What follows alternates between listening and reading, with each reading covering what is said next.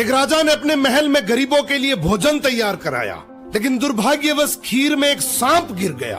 किसी को भी इसका पता नहीं चला और वो खीर गरीबों में परोस दी गई और इसे खाने से सभी गरीबों की मृत्यु हो गई। ये देखकर राजा के होश उड़ गए। उसे लगा कि उस पर गरीबों की हत्या का पाप लग गया। पश्चाताप में वो अपना महल और राज्य छोड़कर जंगलों की ओर निकल पड़ा। उसने सोचा कि शायद तपस्या से उसे इस पाप से मुक्ति मिल सके। चलते चलते वो एक गांव में पहुंचा। गांव के चौपाल में बैठकर उसने पूछा कि क्या इस गांव में कोई ऐसा परिवार है जो सादा जीवन और भक्ति में विश्वास रखता हो। गांव वालों ने बताया कि यहाँ एक भाई बहन रहते हैं जो बहुत ही सादगी और भक्ति से जीवन बिताते हैं। राजा उसी घर में ठहर गया।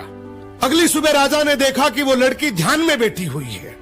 आमतौर पर वो जल्दी उठकर घर का काम और नाश्ता बना लेती थी, लेकिन उस दिन वो काफी देर तक ध्यान में लीन रही।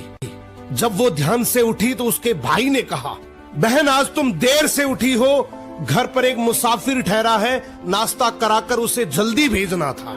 लड़की ने शांति से कहा, भैया ऊपर धर्मराज के दरबार में एक बहुत उलझा हुआ मामला चल रहा था, उसी पर ध्यान लगा था, इसलिए देर हो गई। भाई ने पूछा, कैसा मामला?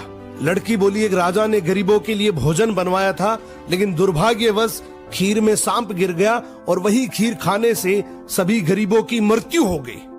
अब धर्मराज ये तय नहीं कर पा रहे हैं कि इस पाप का दोष राजा को लगे या उस सांप को या फिर उस नौकर को जिसने बिना जांचे खीर परोस दी थी। राजा ने प्रार्थना की, क्या मैं एक रात और यहाँ रुक सकता हूँ? भाई बहन ने अनुमति दे दी। उधर गांव की चौपाल में दिन भर लोग बातें करते रहे कि पता है फला राज्य के राजा ने अपने राज्य के गरीबों को हटाने के लिए उन्हें जहरीला भोजन खिलाकर मरवा दिया। बिना सच जाने लोग निंदा करते रहे।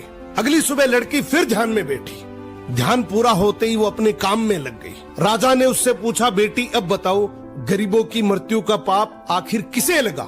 लड़की ने शांत स्वर में कहा, वो पाप उन लोगों को लगा जो चौपाल पर बैठकर बिना सच जाने निंदा कर रहे थे।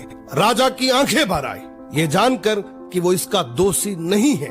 जिंदगी में याद रखना, दूसरों के पाप गिनने वाला इंसान अक्सर अपने सर पर सबसे बड़ा पाप उठा लेता है।